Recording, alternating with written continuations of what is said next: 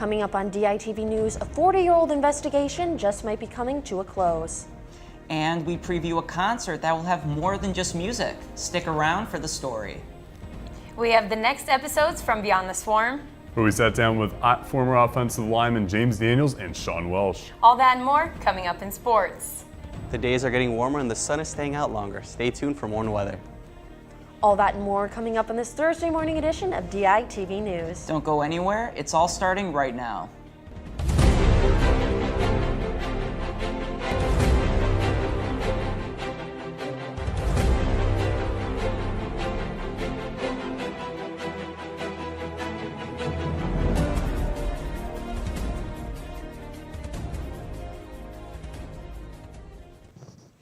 Good morning and thank you for tuning in. I'm Kaylin Cluck. And I'm Ethan Gutstein. After a search of more than 40 years, California police believe they have identified the Golden State Killer. 72-year-old Joseph James D'Angelo is believed to have committed 12 murders and 50 rapes across the state of California over a 10-year span. He is currently in custody without bail in Sacramento on 2 murder counts.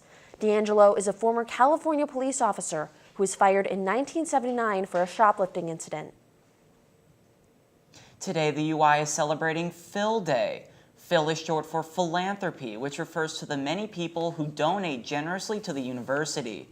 The Student Advancement Network put black and gold bows all over campus to represent Phil's impact on the UI's people, buildings, and programs. You can learn more about Phil from the founder and CEO of Athletico, Mark Kaufman, by attending the Life with Phil Talk. That event will start at 10:30 a.m. in the Senate chamber.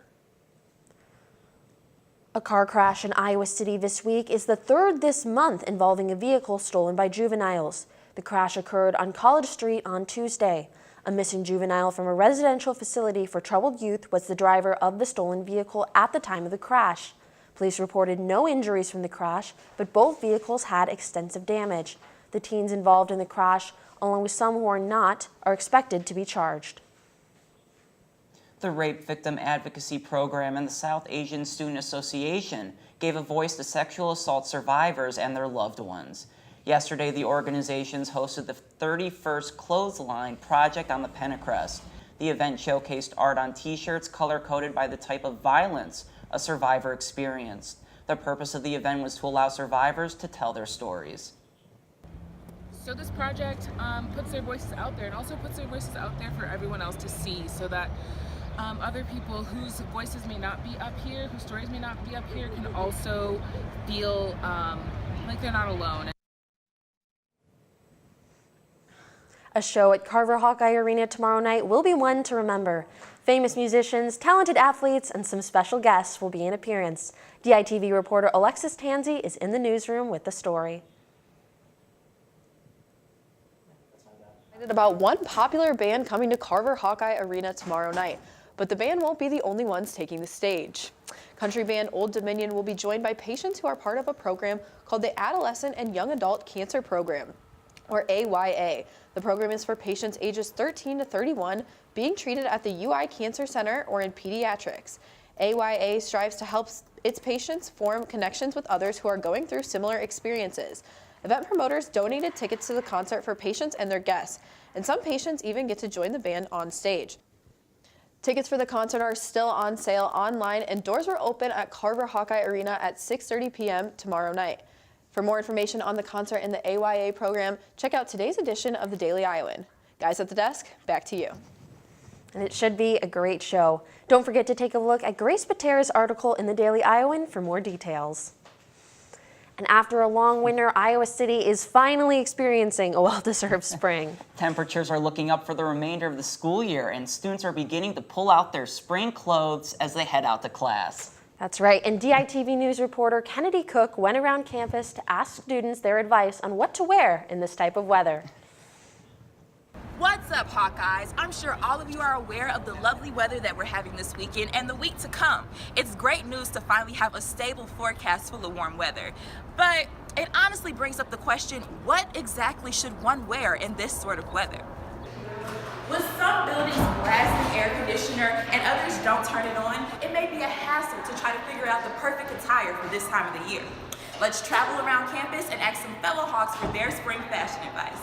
Okay, so we're here with Brooklyn. And Brooklyn, I'd like to ask you what exactly made you wear what you wear today, and give us some tips on what to wear this sort of weather. Honestly, I saw that it was going to be really warm today and sunny, so I decided to throw on some shorts, keep it simple. I also wanted to throw on some chucks, Comme des Garçons, maybe a little bit, dress it up a bit, and a black tee, something simple for a Tuesday. So going to class, just keep it simple, be comfortable. This is it.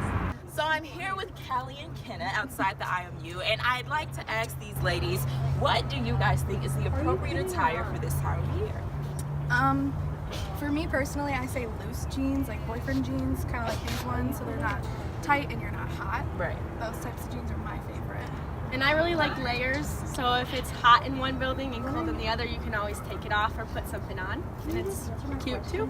Hopefully those tips were helpful as we embark on these last few warm weeks of school. Reporting from outside of the Adler Journalism Building, Kennedy Cook, DITV News. And I know I'm sure enjoying this short sleeve, sunny weather. Oh, same here. My shorts were dusty, but it was nice. It's nice to finally wear them. Let's toss it over to Gus in the weather studio, where hopefully we can have some good news about consistency with this warm weather in the Iowa City area. Gus? Thanks, guys. After a long winter, we're all excited for warm weather. Today, we begin with partly cloudy skies. Temperatures will reach a high of 69 degrees, and later of the evening, lower to 39 degrees. Now, let's take a look at our extended forecast. Friday will be another day to soak up some sun as temperatures range from the upper 60s and less into the upper 30s. Saturday will be mostly sunny as temperatures start in the lower 60s and ascend to the upper 30s. Sunday, there won't be a cloud in the sky as temperatures reach the upper 60s and chilly nights come to an end as temperatures lower to the 50s. Monday will be the warmest day as temperatures range from the upper 70s and lower to the upper 50s. Finally, Tuesday will bring trouble in paradise as spring thunderstorms arrive. However, temperatures will remain the same. Hopefully, the rain stops and we could experience a rainbow or two. That's your weather for the week. Ethan, Kaylin, back to you guys at the desk. An American politician visited the UI last night at Chambaugh Auditorium in the main library. Ambassador Dennis Ross spoke to students about violence in the Middle East. Ross is a former Middle East ambassador and director of policy planning at the State Department. He has served under both Democrat and Republican leadership. Currently, Ross works at the Washington Institute for Middle East Policy. You know, here in the U.S., it is a big night for football as the NFL draft is happening. I really hope to hear some Hawkeyes called tonight. Let's toss it over to Will and Taylor in the sports studio with more. Yeah, guys, I can't believe it, but the NFL draft kicks off tonight in Dallas. Yeah, and 2 Hawkeyes are expected to hear Roger Goodell call their names. One of those Hawkeyes with a shot at getting drafted in the first round is center James Daniels. Our very own Lucy Rodine sat down with Daniels to talk about his time as a Hawkeye and to see what's next for him. Take a look.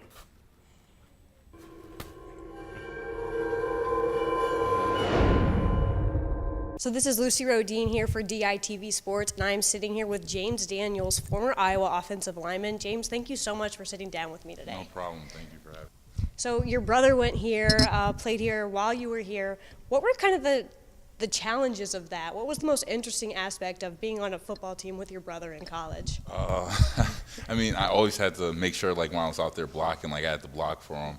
And actually, like, when we were part of the team, like, so we get 4 tickets for every game, and every week people would ask me, like, if I had extra tickets. So it was kind of annoying, like, every week having, like, 20 people come up to me asking for tickets.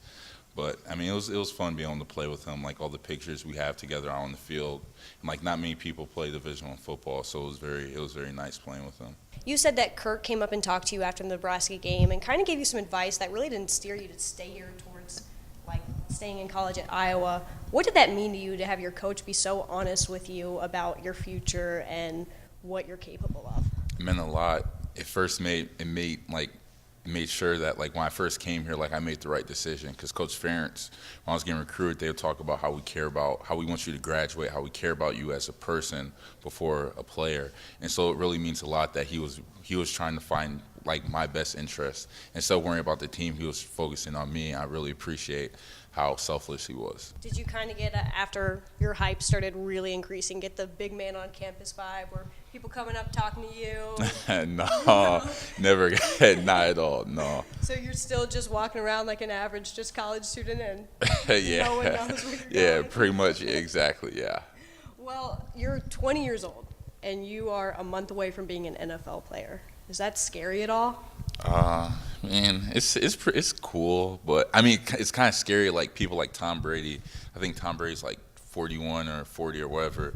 Like he's literally twice my age, and like I'm gonna be playing with people that are literally twice my age, and so I feel like that is pretty scary.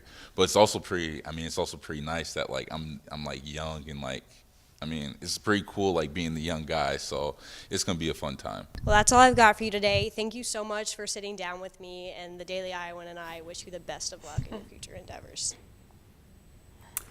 Mary Kate Herron sat down with another offensive lineman, Sean Welsh. Here is episode 9 of Beyond the Swarm.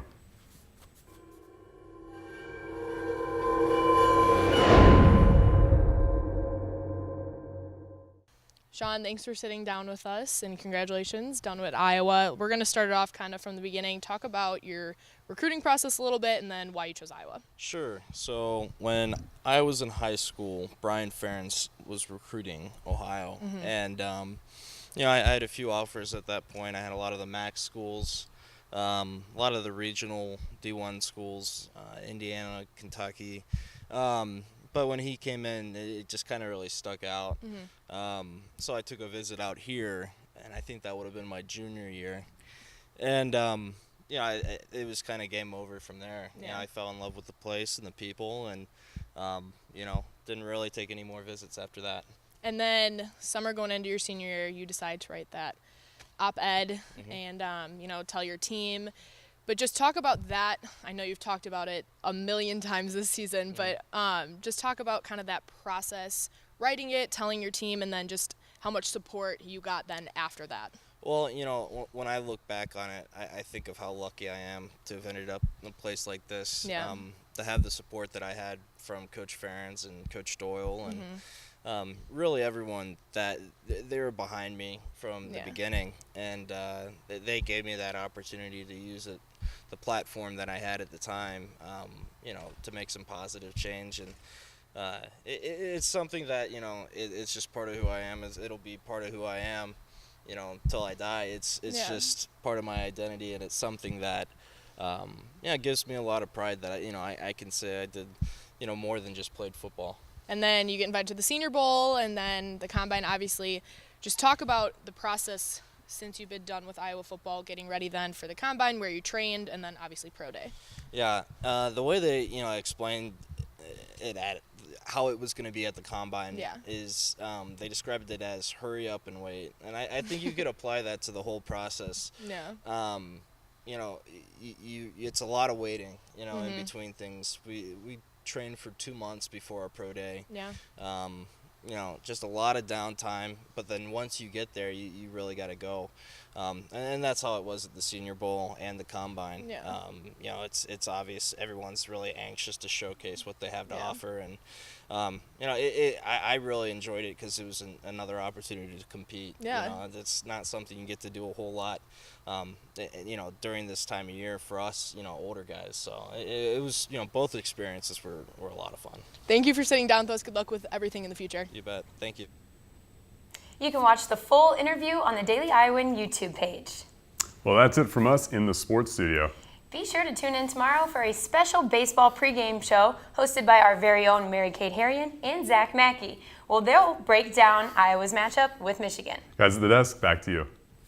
And that's all we have for you on this Thursday morning edition of DITV News. Be sure to head over to dailyiowan.com for all your latest news between Monday and Friday. And for more Iowa City and campus news, grab a copy of the Daily Iowan on stands now. For DITV News, I'm Ethan Gutstein. And I'm Kaylin Cluck. Until next time, Iowa City.